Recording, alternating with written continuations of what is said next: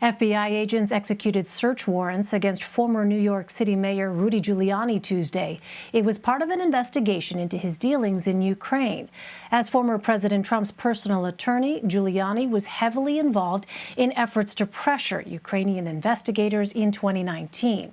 Mr. Trump had wanted them to open anti-corruption probes into his political rivals. At the time, that included the business dealings of Hunter Biden, President Biden's son. You'll recall it was a main focus of Mr. Trump's first impeachment. Here's how he responded to the news earlier. Rudy Giuliani is a great patriot.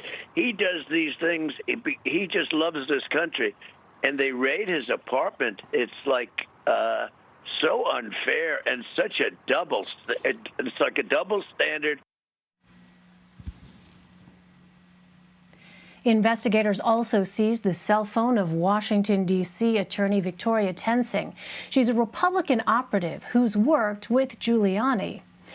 WNYC senior editor Andrea Bernstein joins me now. She was the co-host of the Trump Inc. podcast and author of the book American Oligarchs, the Kushners, the Trumps, and the Marriage of Money and Power.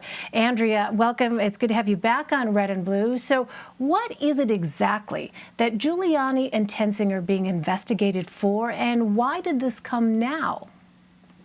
So, hello, good afternoon. It's great to be on with you.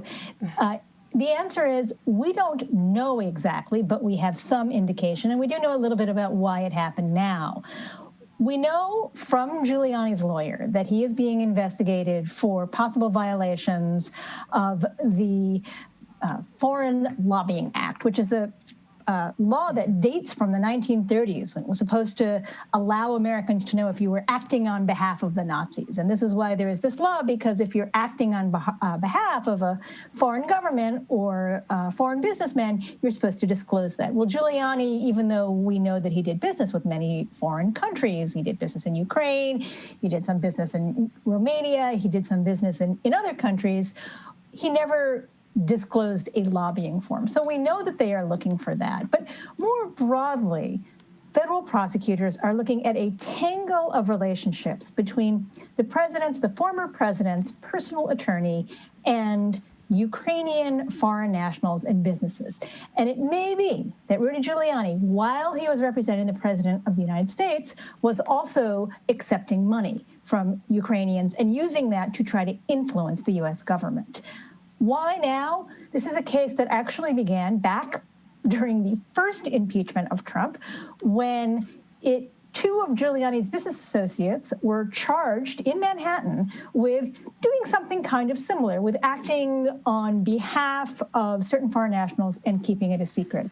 And immediately that case pointed to Giuliani. Now, we know from some reporting by the New York Times and others that the Justice Department under William Barr dragged its feet on the case, did not authorize these warrants, and it wasn't until there was a new Attorney General, Merrick Garland, and a new Deputy Attorney General, confirmed only last week, that the search warrant was authorized by Washington, D.C. for New York prosecutors to carry out.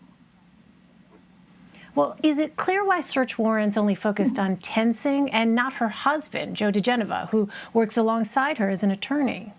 Well, because we don't have a window into this investigation and won't unless there's a charge, and we should be clear that Giuliani said he's done nothing wrong. His lawyer said he's done nothing wrong. But the way that these search warrants work is that the prosecutors have to go and apply to a judge and show that there is probable cause that a crime was committed, and also that the search warrant will turn up evidence of a crime. So we don't know why that was with respect only to Victoria Toensing and not her husband and legal partner, Joe diGenova. But if there is an indictment in this case, presumably we would understand more about that evidence trail. Well, help us understand the background here. I mean, you touched on it a moment ago, but this investigation does date back to the Trump administration. Right.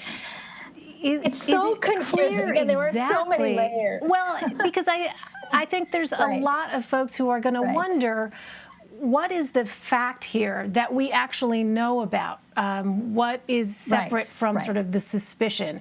The accusation you talked about, or the idea perhaps of Rudy Giuliani doing something in Ukraine, what is that? Can you just spell that out, put a finer point on that for us, Andrea? So we know certainly from evidence that came out in the first impeachment inquiry that Rudy Giuliani and Donald Trump were trying to convince the Ukrainian government to launch an investigation of the Biden family, which they would not do. At that same time, Giuliani became associated with these two former Soviet emigre, now U.S. businessmen named Lev Parnas and Igor Fruman, who, among other things, had a company called Fraud Guarantee, which paid Giuliani, and also Parnas worked for an Ukrainian oligarch who is a fugitive from U.S. justice, as did at one point Victoria Toensing and her husband Joe Genova, who were also working closely with Rudy Giuliani. So there's this tangle of relationships, possibly involving a fugitive from the U.S. Justice Department and business relationships that certainly walk right up to Rudy Giuliani. And so far as we know, that's what the Justice Department is looking into whether Rudy Giuliani was representing foreign businessmen or foreign business interests, trying to get the U.S. government to do something on their behalf. At the same time, he was trying to get the Ukrainian government to do something on President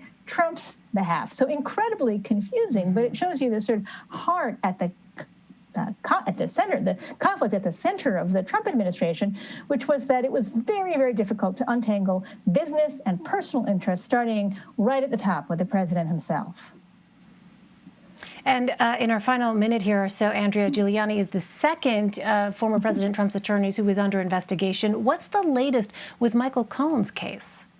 Right. Well, it's worth saying that Michael Cohen pleaded guilty. He was raided. His home and his office were raided almost exactly 3 years ago. He pleaded guilty in August of that year, 2018, to campaign finance violations. This was for the Stormy Daniels situation. He was sent to prison. He was released from prison on house arrest as a result of COVID, but has since been cooperating heavily with Manhattan prosecutors, with the local DA, who is separately investigating Donald Trump and his business, and whether his business committed what the DA has described as a possible pattern of protracted criminal fraud. So it's a separate investigation, but it does show you how once these records get close to Trump and the people get close to Trump, it becomes the water gets hot for the former president.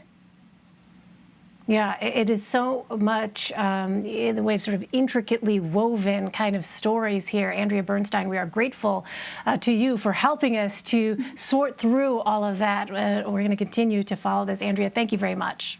Thank you for having me.